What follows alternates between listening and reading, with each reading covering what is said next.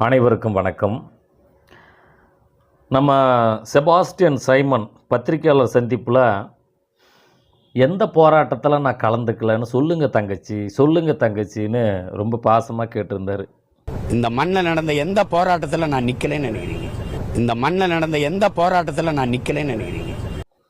நீங்கள் சொல்லுங்கள், எத்தனை போராட்டங்களை சீமான் நடத்தியிருக்காரு, எத்தனை முறை சிறை சென்றிருக்காரு, ஏதாவது ஞாபகம் இருக்கா? குறிப்பாக ஸ்ரீமதி கேஸில் எவ்வளோ நாள் என்ன பேசியிருக்காரு, அவருடைய கருத்து என்ன, எத்தனை நாள் போராட்டத்தை நடத்தியிருக்காரு நீதி வேணும்னு சொல்லி? உங்களுக்கு ஏதாவது ஞாபகம் இருந்தால் கமெண்ட்டில் சொல்லுங்கள். ஏன் போராட மாட்டார் அப்படின்னா, சீமான் யார் அப்படின்னா நம்ம எடப்பாடி பழனிசாமி அவர்களுடைய செல்ல மகன், அண்ணம்புள்ள.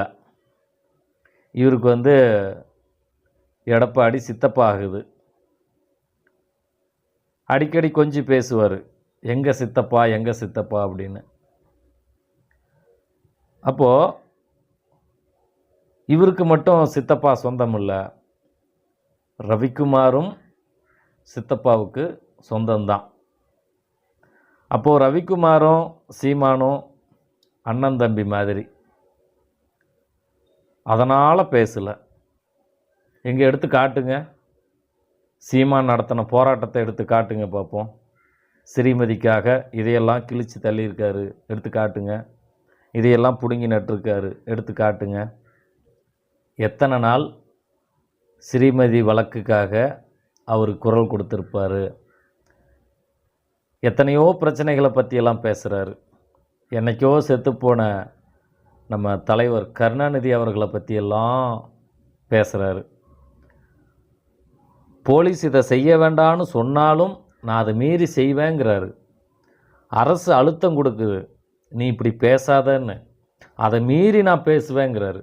எனக்கு போலீஸ் மேலேயும் பயம் இல்லை, அரசு மேலேயும் எனக்கு பயம் இல்லைன்னா அந்த தைரிய மயிரை வச்சுக்கிட்டு என்ன பண்ணணும்? ஸ்ரீமதிக்காக குரல் கொடுத்துருக்கணும்ல. உனக்கு தான் அரசை பார்த்தாலும் பயம் இல்லை, அதிகாரத்தை பார்த்தும் பயம் இல்லை, காவல்துறையை பார்த்தும் பயம் இல்லை. நீதிமன்றமே சில வார்த்தைகளை பேச வேண்டான்னு சொன்னாலும் அதையும் மீறி பேசுகிற. அப்போ அவ்வளோ பெரிய பிடுங்கி ஸ்ரீமதிக்காக எத்தனை நாள் எங்கெங்கே கூட்டம் போட்டு பேசியிருக்கிற? இதை அவங்ககிட்ட கேட்டு சொல்லுங்கள்.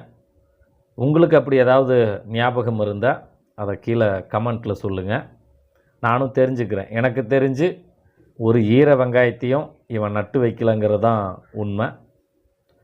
நன்றி.